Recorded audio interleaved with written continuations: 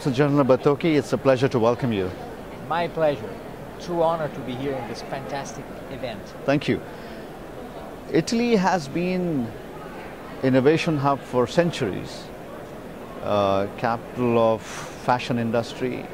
Entrepreneurship is part of your DNA. I wanted to learn from you with the new technology evolution. Where is the entrepreneurial ecosystem in Italy heading? Thank you for this question. It's a very good premise to start. It's true that Italy has had a very strong ability to innovate, historically speaking. These days we have a very strong manufacturing system. It's the second largest exporter of manufacturing goods after Germany in Europe. And for us, several sectors are very important. You mentioned the fashion, the design. You're talking about consumer goods that we can define as made in Italy goods, plus machinery. We are a very strong machinery producer. This is the strength of our economy. Now, what is the next step? The step of bringing more digitalization into this world, which can be in many ways an IoT challenge. I think for us, IoT is crucial for our future, for our welfare in the future.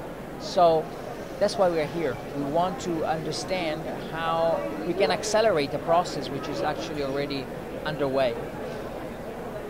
If I have to enlarge the picture, I have to say that there are several niches in which we're already fantastically strong.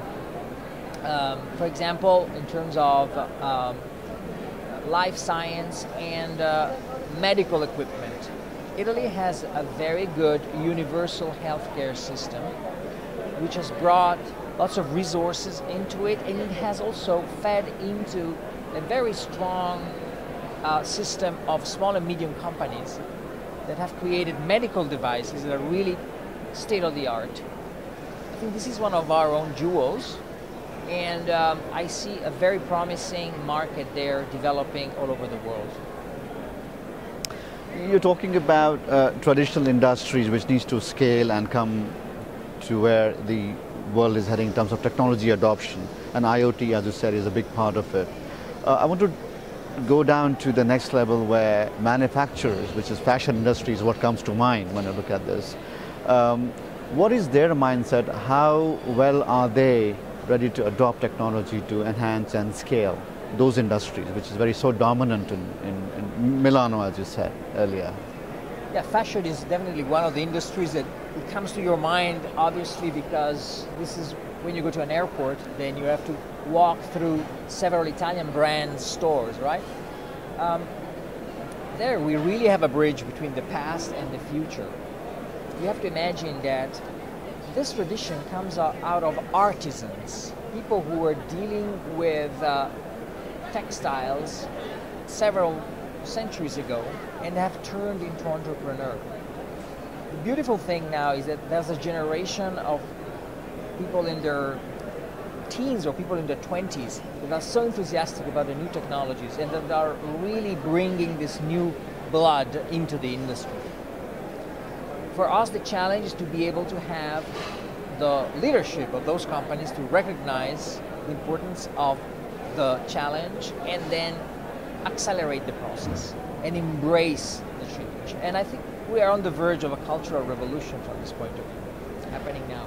How much of policy is important for these? Because whether government interferes or doesn't interfere, entrepreneurship grows, and we have seen that in many parts of the world. But in some parts, interference is necessary to refocus, empower them, and move forward. So conducive policies is a critical part of any entrepreneurial ecosystem's enhancement. What are your thoughts on this? You're perfectly right. In the past 3 years, the Italian government has led a series of important reforms aimed at improving the business climate. The key has been, of course, reforming our labor laws and making them much more flexible. The law has already been a success, and we've seen unemployment declining strongly.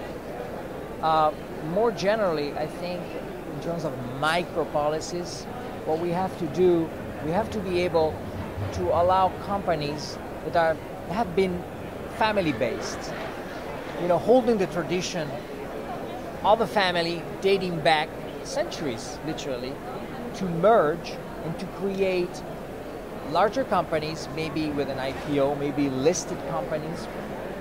So growing financially with the capital which is necessary to tackle the global challenge. This is done also through incentives, and the government is working hard to make it possible for companies to become stronger and larger. All right. On that note, again, thank you so much for coming.